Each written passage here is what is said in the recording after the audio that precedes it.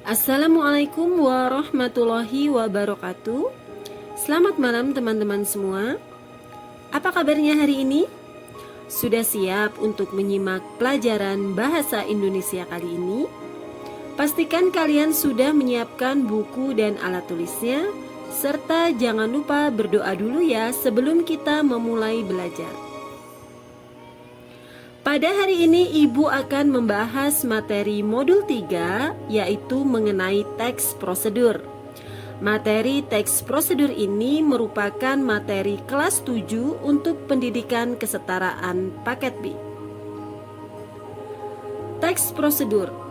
Teks prosedur merupakan teks atau naskah yang berisi tahapan kegiatan untuk menyelesaikan aktivitas tertentu.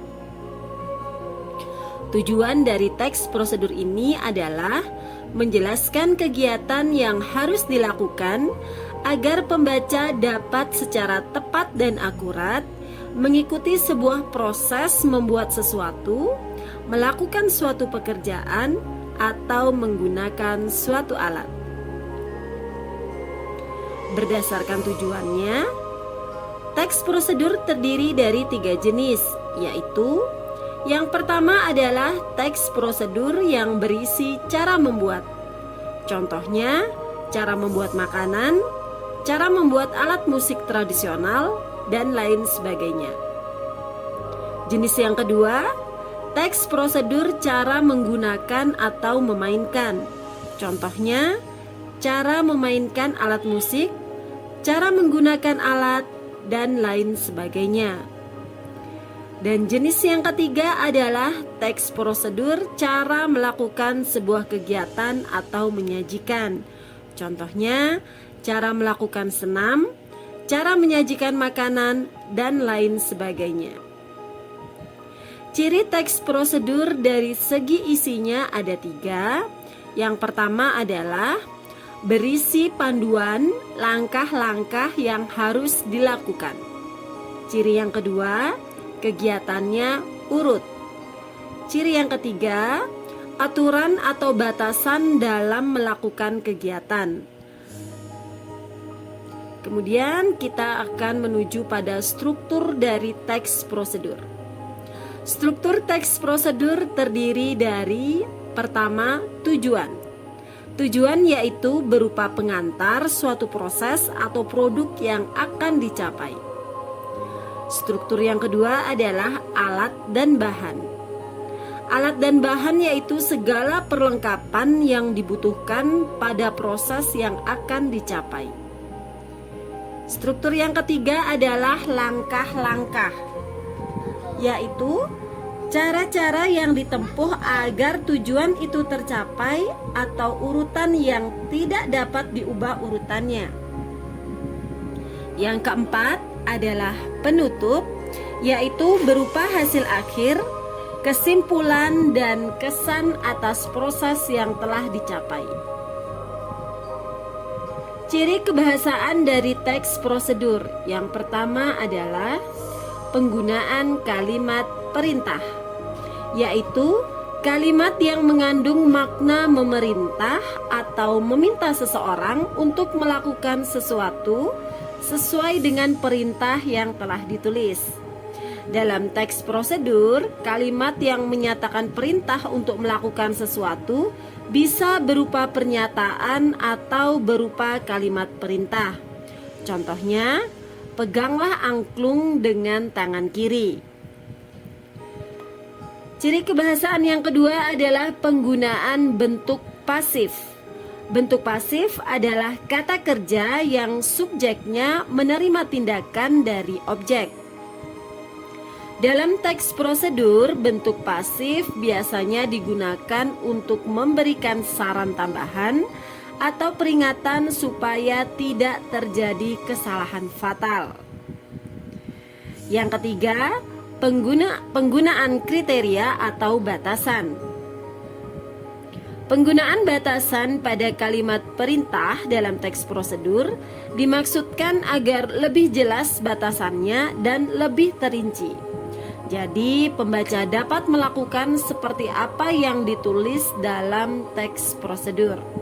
Contohnya, Anda perlu memposisikan angklung yang dipegang tegak dan sejajar dengan tubuh. Ciri kebahasaan yang keempat adalah penggunaan kata keterangan. Penggunaan kata keterangan ini adalah untuk alat, tujuan, dan cara. Keterangan untuk cara ditandai dengan penggunaan kata dengan atau secara. Sedangkan keterangan untuk alat ditandai dengan penggunaan kata dengan, menggunakan, dengan menggunakan. Penggunaan kata keterangan cara, penggunaan kata keterangan tujuan ditandai dengan penggunaan kata supaya, untuk, dan agar. Ciri kebahasaan yang kelima adalah penggunaan kalimat saran atau larangan. Penggunaan kalimat saran atau larangan dalam teks prosedur dimaksudkan untuk memandu pembacanya agar bisa melakukan prosedur yang telah ditulis dengan selamat, aman, dan dapat mencapai hasil yang maksimal. Kalimat saran atau larangan yang digunakan pada teks prosedur ditandai dengan penggunaan kata atau frase hubung sebaiknya, jangan, jika tidak, kecuali jika, dan lain sebagainya.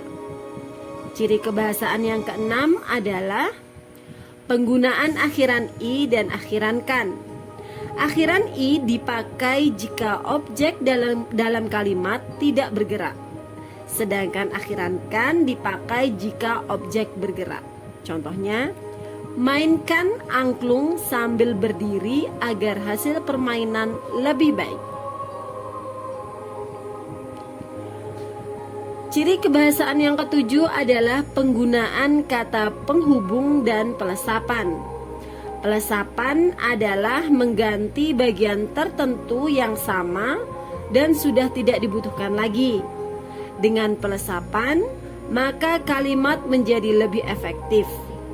Kata penghubung yang digunakan dalam kalimat yang terdapat pelesapan yakni kemudian, sekarang, berikutnya, dan setelah ini.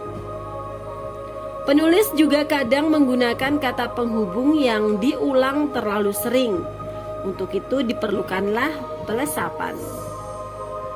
Alhamdulillah, selesai sudah materi modul 3 mata pelajaran bahasa Indonesia mengenai teks prosedur. Ibu berharap setelah kalian memahami materi ini, kalian sudah bisa membuat teks prosedur sendiri di rumah. Semoga apa yang ibu sampaikan pada hari ini bisa bermanfaat dan menambah wawasan keilmuan kalian. Ibu mohon maaf apabila ada kata-kata yang kurang berkenan bagi kalian. Sekian dan terima kasih. Wassalamualaikum warahmatullahi wabarakatuh.